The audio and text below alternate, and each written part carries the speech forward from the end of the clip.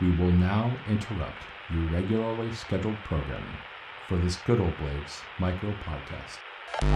One thing I've found over the years of making knives is that when it comes to the economy of selling knives that you make, is that time is something that you'll never get back as a billable good.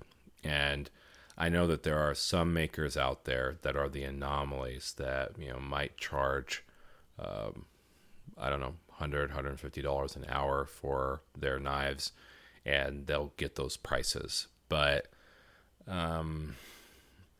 there's diminishing return as you really start to push into the quality of knives, where the only way that you get to a certain level is through investment in a process.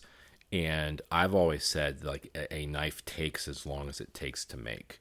And the output, like the thing that I'm trying to accomplish, it just takes that much time.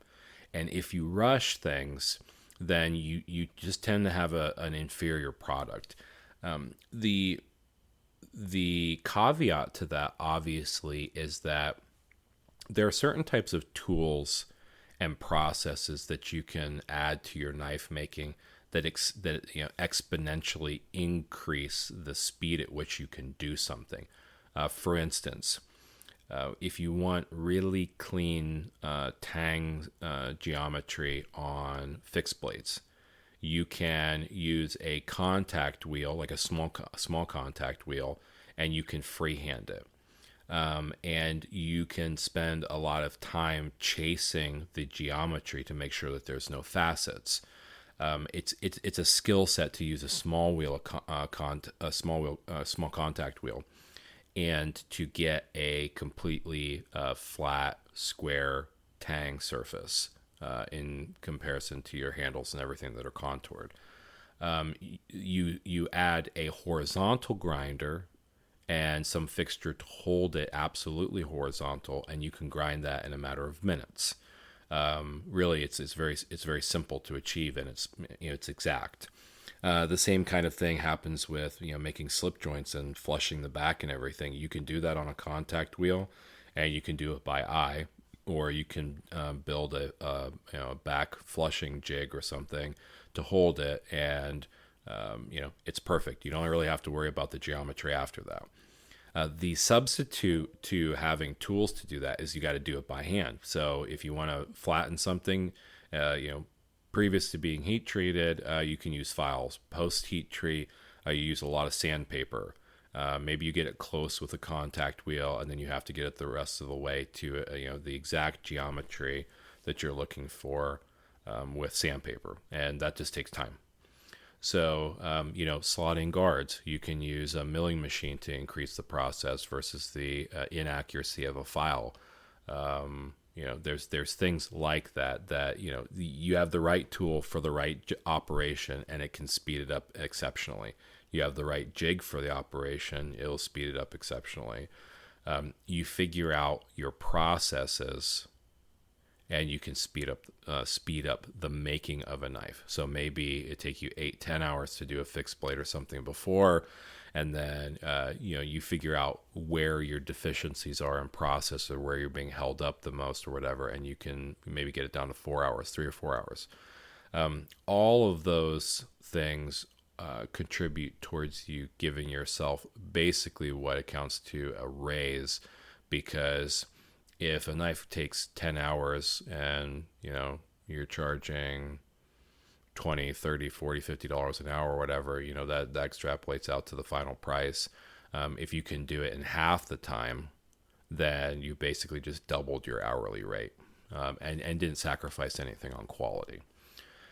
But it gets down to a point really where you have to decide on, is speed really the factor to make money? And the older I get, the less I actually think that.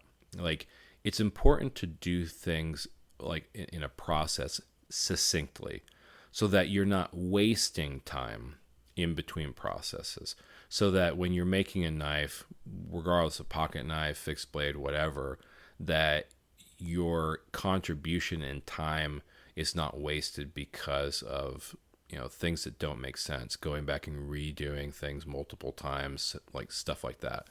But at some point in time, you have to also think that doing what you need to on that last 10% of the knife to really make it what it should be, or the most that it can be, just does take time.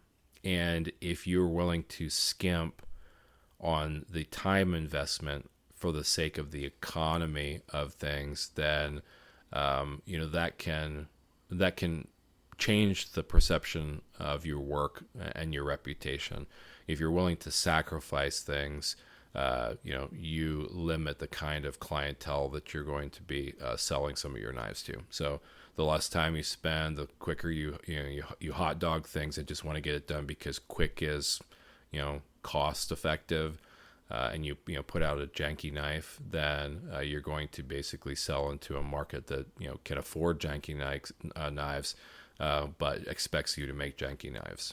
And I really think that that's important. Like, you're not going to make your time back. There's no way. If you put enough time into something and you push the outer limits of what you're trying to accomplish and constantly excel at things, the most you can do is gain some efficiencies in with tooling and whatnot. But the time it takes is just the time it takes. So I really encourage you as a maker to think about what you can do to optimize your processes, to make sure you're thinking through things methodically and effectively when you're making knives, but also understand that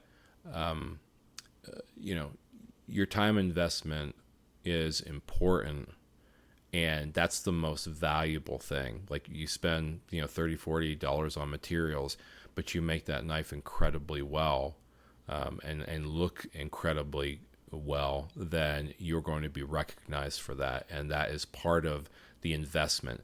There's a lot of customers, a lot of knife users that pay a lot more attention to really solid, clean, effective, simplistic work. And if you will put that time in, it comes through in the investment process, because you're investing your time. But a lot of people will see the effort that you put into it and the integrity that you put into your work. And when you're willing to do that, then they're also willing to pay more. And it also increases your reputation, and also increases the visibility that you have. So it is all kind of a trade-off. You want to go the fast route, make mistakes and things, then it's your prerogative to sell knives that way. But I really do encourage, take the time that it takes, be willing to invest in yourself and the work that you're doing, and just let that piece exist out in the world, and price it fairly, but also understand that if your time, even though I think everybody understands that it's incredibly valuable because it's your life energy, it doesn't have a monetary value the same way as I don't know, maybe an electrician does. They charge an hourly rate, or a mechanic. Really, when you get into the arts, there is no conversion for your time that's going to pay you for that thing, that idea, that creation, that artistry. You'll always kind of take a hit on it, but what you're leaving in the world is a piece of you that will forever be remembered.